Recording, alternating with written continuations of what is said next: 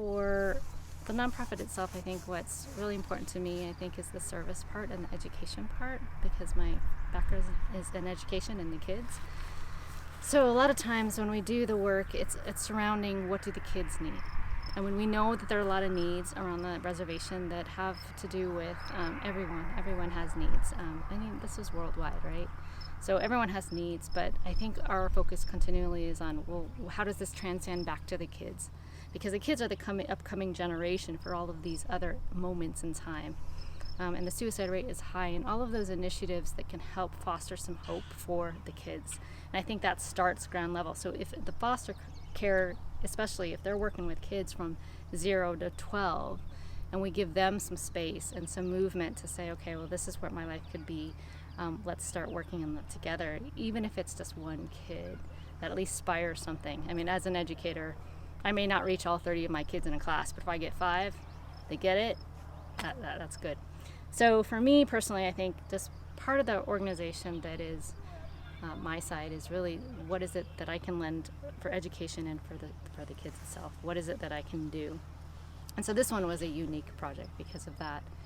But I think that's what our focus on. It's sort of like trickle down. How do we start with bigger concepts, which is more conceptual, and then how does it manifest to the root level and being able to support the children? I think that's a big thing of ours. We know that some of the work we do kind of helps the families as a whole, and that's really great too, but I think overall that's our focus, or has been. Mm-hmm. And is that the mission of the organization, specifically to serve children on the reservation, or is it broader? I think it's broader. I mean, we're called Friends of the Lakota Nation because we're just literally just friends. Like, we're just like friends trying to make friends.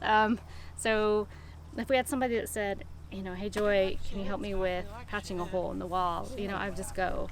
Or, hey Joy, can you do this? It's just about friends. And so we don't have any other really ulterior motives in that, I guess.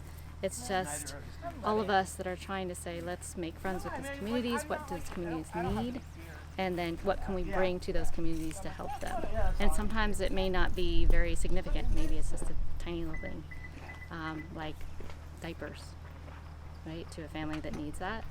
But really, truly, we're just friends. We're just trying to make friends and be partners. We don't have any other other motivation. Yeah.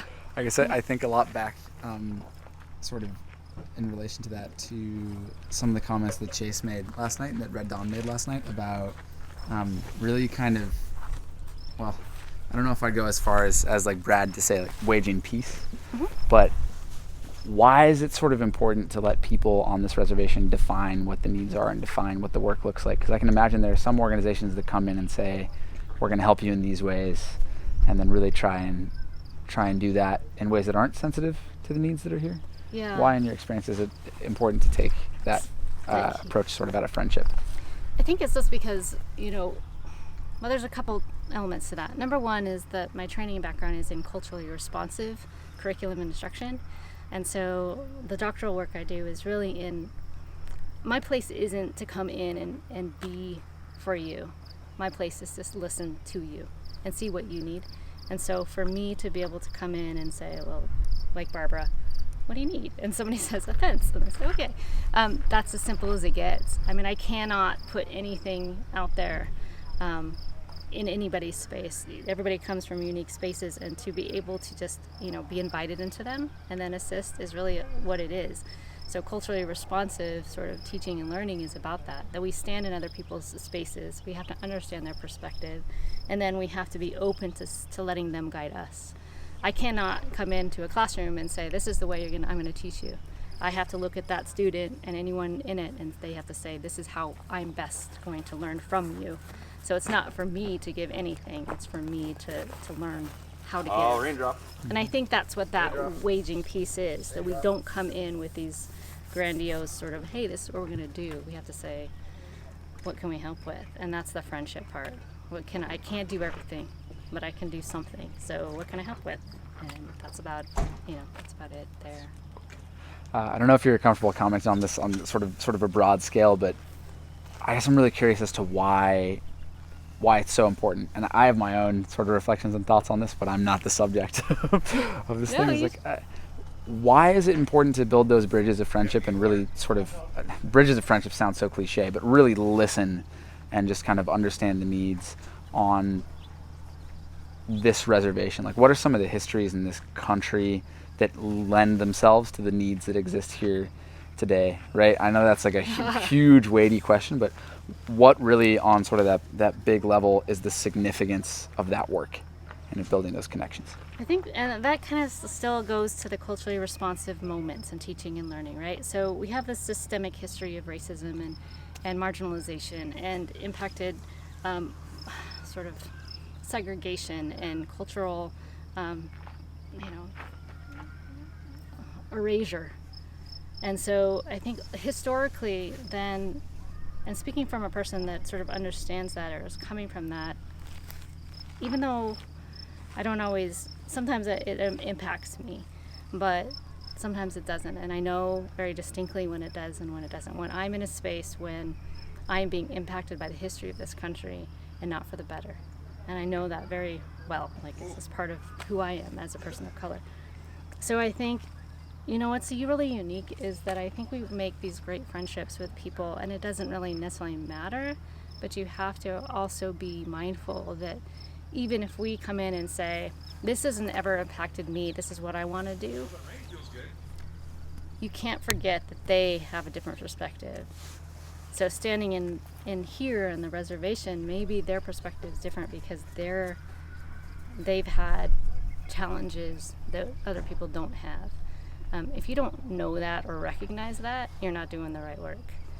If you don't honor the fact that you have to listen to that challenge, and it's like centuries long. I mean, it's just historical. So we know that some of the statistics on the reservation are pretty dire, but there's always hope. There's always great moments of people trying to say, look, we want to put the community back. And I think this is actually worldwide. I think this is a worldwide issue. We need to put community back into our lives because we're kind of becoming disconnected. And, think about an old-fashioned barn, raising would just be, everybody come, let's put up a fence, So that's the same idea. Like, we have to kind of come back to some of those roots of where's the community. And it doesn't matter if we have those challenges or they have those challenges, we still have to create that community together. But we, as the people that are coming in from the outside, have to be respectful and understand the places of those challenges to be able to be effective. I don't know if that makes sense, but that's kind of how I see it.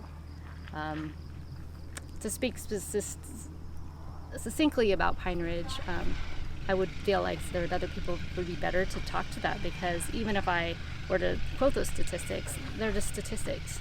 And so I don't live here. And so they would have to speak to those. They would have to tell us what that looks like. I'm just an outsider that comes in with a hammer. That's basically it.